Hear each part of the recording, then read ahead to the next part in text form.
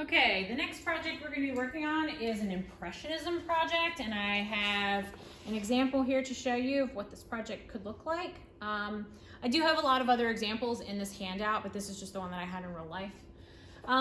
Let's talk about the information that I have listed here. It's the history of Impressionism. I want you to follow along in your handout with this as we go through. Impressionism, developed in France in the 19th century, is based on a practice of painting out of doors and spontaneously on the spot rather than in a studio from sketches. Main Impressionist subjects were landscapes and scenes from everyday life. Impressionism was developed by Claude Monet and other Paris-based artists from the early 1860s.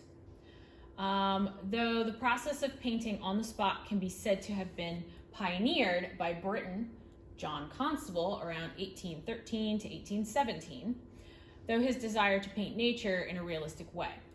Instead of painting in a studio, the Impressionists found that they could capture the momentary and transient effects of sunlight by working quickly in front of their subjects in the open air. They called that en la plein air, rather than in a studio. This resulted in a greater awareness of light and color and the shifting pattern of the natural scene. Brushworks became rapid and broken into separate dabs in order to render the fleeting quality of the light. Okay, the rest of this information you can go through on your own. But I wanted to show you a couple of Impressionist pieces, things that were, that were very famous Impressionist work of the time. This is Claude Monet's, one of his first Impressionist pieces. It's called Impression Sunrise. And if you took Art 1 or had me for Art 1, you definitely went over Impression Sunrise before. Okay. The next one, I'm sure you're all familiar with, Starry, Starry Night by Vincent van Gogh. If you notice, the brush strokes on that are very, very choppy, and they kind of go in this swirl pattern. It's his impression of what this landscape looked like at that time of night. A Sunday on Le Grand Jatte is Georges Seurat. That is done completely in pointillism. And let's see, The Boating Party by Mary Cassatt. If you look this up on the internet or saw this in real life, you'll see, on your computers you can probably see it better, but you can see the choppy brush strokes a lot back here, and then the shadow work. Okay, then the next one is The Swaying Dancer by Edgar Degas. Edgar Degas painted a lot of dancers in his career, but this one looks the most impressionist to me, I think, just because with all that work on her skirt. Okay, vocabulary. Impressionism is a 19th century art movement developed by French artists who sought to record daily life through the effects of light and color. Salon, this is where they showcase their artwork. It is a public place of displaying work in France during the time of Impressionism. And for this project, you guys are going to be using oil pastels. These are sticks of pigment held together with a binder and oil.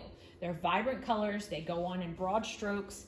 They can be smudged easily, but do not fade over time. So that's why they look really vibrant still.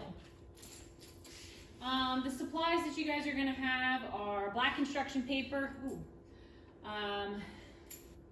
You'll have a piece of cover paper to put over top so that you don't smudge it. Reference photo of something outdoors.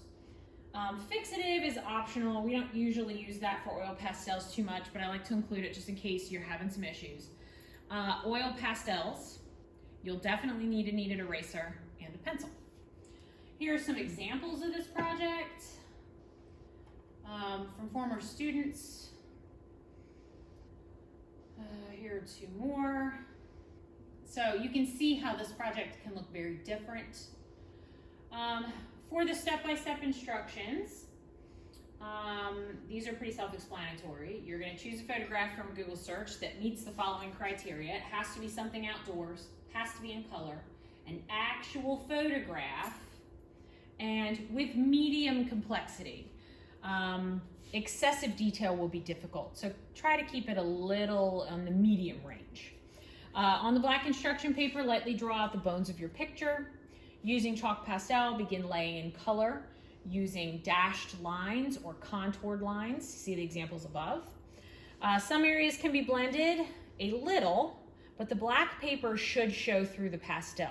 That's kind of the appeal of this project, that the black paper show through and that we can see the sketchiness of the lines.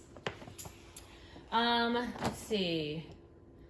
The more buildup of dashes of color, the more vibrant it will become, and make sure to translate all light and shadows in as well as accuracy of color. And when you're all finished, you can do a critique sheet.